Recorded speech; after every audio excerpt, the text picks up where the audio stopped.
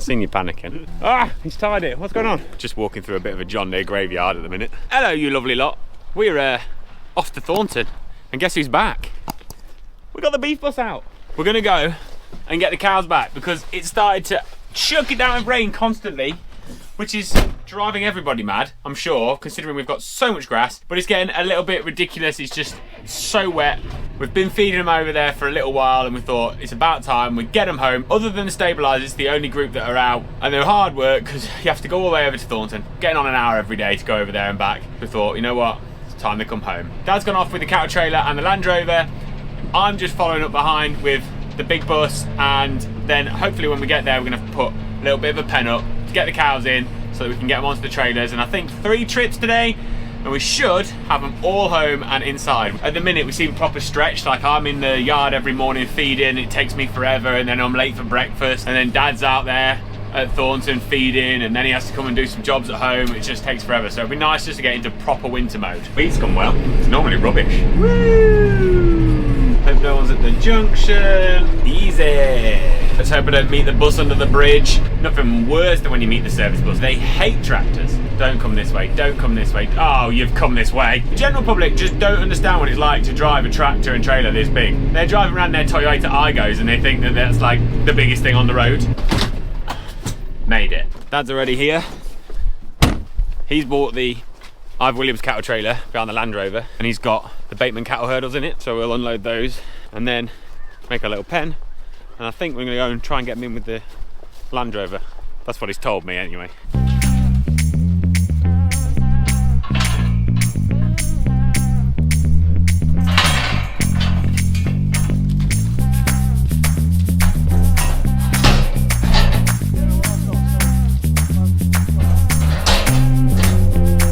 So that's them put up. As you can see, we just make this pen round here. We'll link them together when he's got the Land Rover through. He's just going to drop the trailer off so we can get these cows in. Let's just stay there. We've put a bit of silage down because we've been feeding them a bit of silage every day. That should entice them in a little bit. And then he's done his normal trick with his electric fences as well and made a bit of an alleyway to get them up to the pen. So we're pretty hopeful that they'll come in pretty easily, really. Just hoping that they'll kind of follow him. They're only just here. I don't know if you can see them with the sun, but they're just on the brow of the hill there. At least it's looking a bit greener than what it looked in the summer. It's practically a desert back then.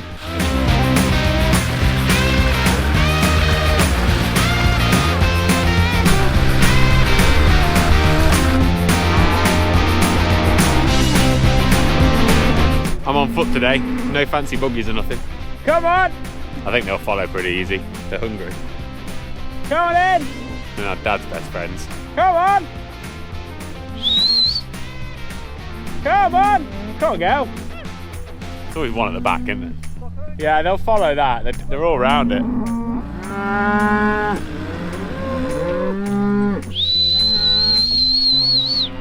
Come on, girl. You go as well.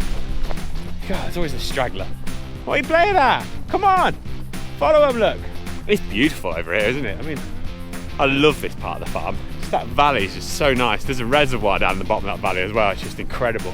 We should move the farm here. It's lovely. Rains here about every day though. Even in a drought, it always bloody rains here.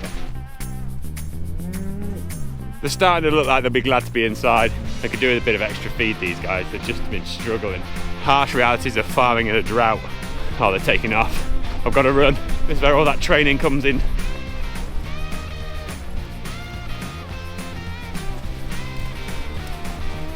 Come on in then, you few. Come on. Woo. Go on in, girl. That's it. Good girl. Grab the gate. Ah, he's tied it. What's going on? There we go. Panic over.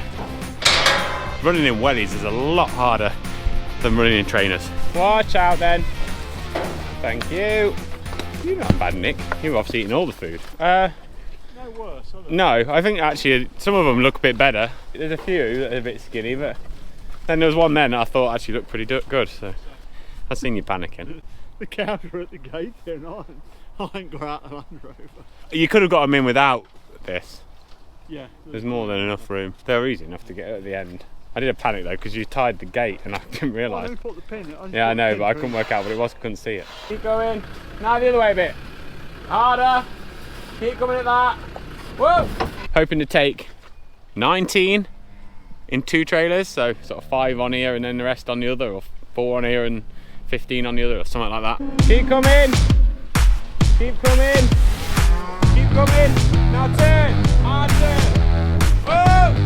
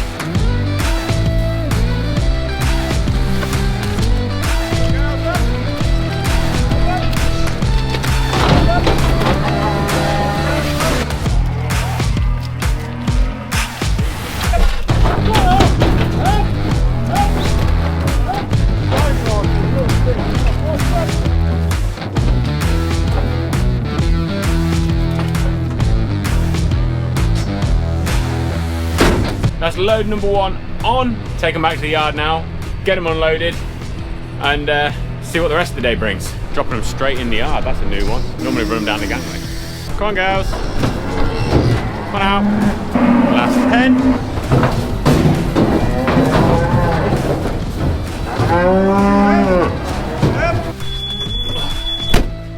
Whew. Load number 2.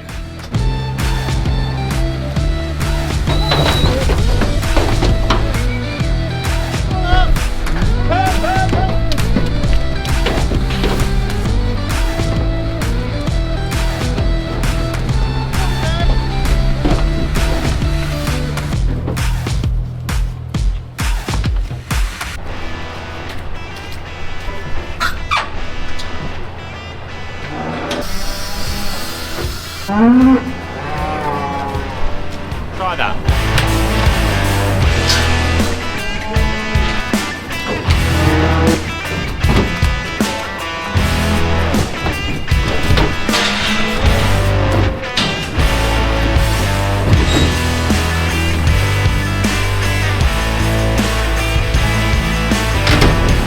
And that is load number 2. Now we're just going for load number 3, and I think we might have to do a load number 4 because these cows are a little bit bigger than I thought they were going to be, and we can't get as many on the trailer as we thought we were going to get on. So we're going to have to go for an extra trailer load, which is not too bad because it means that we can bring the hurdles back in the trailer as well as the cows. It's going to be a busy afternoon though.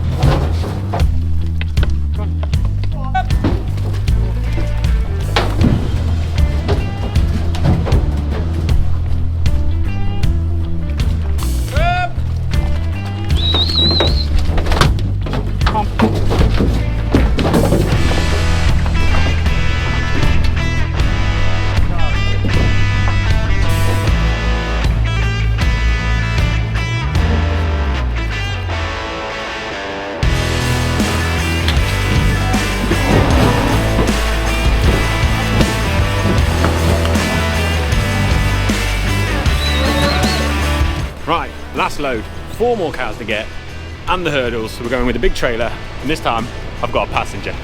I thought it was 4. Come on then, girls.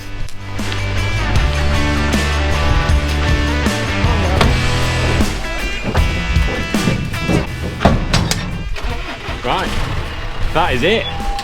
Thornton, finished. 4 o'clock as well. 4 trips to Thornton in 4 o'clock.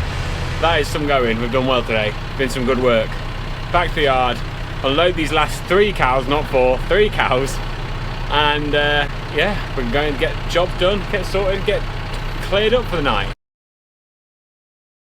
Things have been in now for a couple of days and everything's settled down nicely, which is good. I did record a load of video of us sorting out the heifers and bulls of the young stock, and I was going to do a video on that and show you all the weaning weights and stuff, but we actually did it on a really dark day and we had the artificial lights on and it made all of the camera whatever flicker, which is really annoying, so the video isn't much good. What we've done is we've split the heifers into 2 sheds, so we've got them up the top of the yard next to the silage bales, a shed full of heifers there and a shed full of heifers there, and we've also put the cull cows in here, brought them in off the herbal lay. Most of them are looking about ready to go, but these look pretty good, these heifers. I don't know what they averaged overall because I haven't actually looked. I think they were about sort of 230 to average. The biggest heifer was 328, I think it was. I'm fairly happy with these actually. They would have been better if we'd have had a bit more in the way of grass this summer, but so would everything, wouldn't it? We're giving them a bit of herbal lay silage, which is really nice, smells amazing, and it's got loads of different stuff in there. It's chicory and clover and all sorts, which is high protein. And I will give these a little bit of a cereal as well, probably some sort of barley or something like that, only about 1 kilo, because I've got a bit of a plan for these. But we'll head down the yard, I'll show you the cows because I want to show you the difference between the cows that were at home and the cows that were at Thornton, and then I'll also show you the bulls down the bottom because they're huge. So here's the cows. These are the ones that were at home. I'm not going to put the lights on or else we get that flicker again. These are heifers just here, but you can see they're in pretty good nick. I'm actually really happy with the body condition of these cows. I'd say they're in like body condition score 3, which is about where you want them really. So these will be just on sort of a silage maintenance till nearly calving, and then we'll give them a little bit of extra just to boost them just before calving. That red one looks nice. It's got a nice bit of cover on it. But if we go down here and look at this yard, and these guys are noisy, so bear with. These are the ones from Thornton, and they're struggling a little bit more for body condition. So if you can see, they're just a lot thinner. So these guys are going to want a better quality silage, and they're probably going to need some cereal or cake or something just to put a bit of weight on. Obviously I've still got to PD them yet as well, so that could be interesting, but we're just going to have to play it by ear with those guys and give them a bit of extra food and pamper them a little bit more. Let's take a wander down here though and show you these bull calves, because I've got the bull calves down in the Thule shed, just walking through a bit of a John Deere graveyard at the minute, and they are looking really good. I'm so pleased with these bull calves. When we weighed these, the biggest one, which is in here somewhere, was 367 kilos off of the cow at 7.5 months. No creep. I'm well happy with that. There was a few that were like 364, there was 360s, there was quite a lot like that. There was a few that were smaller. I'd say they're probably averaging, these guys, 270, something like that across the whole lot. The youngest one's about 5.5 months, the oldest is not quite 8 months. We've got them on the herbal lay silage as well, and I've also got them on a bit of cereal too. My plan with these guys is to get these pushed a bit harder and finish them, so that we can get them sort of finished at around about May to July next year. But what I'm thinking, rather than pushing the heifers, is I'm thinking about giving them a little bit of a maintenance diet, getting them growing over the spring, and then because we're probably going to be down on cow numbers due to the fact that we've not had the best PD in, I'll turn those out, give them a little bit of food out at grass, and then bring them in this time of year next year and finish them then, because that will just give us a bit better cash flow, because at the minute our cash flows all comes in the spring if we sell them out of stores, and then we have nothing for the rest of the year. Anyway, I'm going to put some bales out, and then I've got something very exciting happening with this beautiful machine just here, because my 6'10" is about to have a birthday. But you're going to have to wait for another video before you see what happens there. Whatever you're up to this weekend, have a great one. Stay warm, stay dry, and look after yourselves. Ta-da!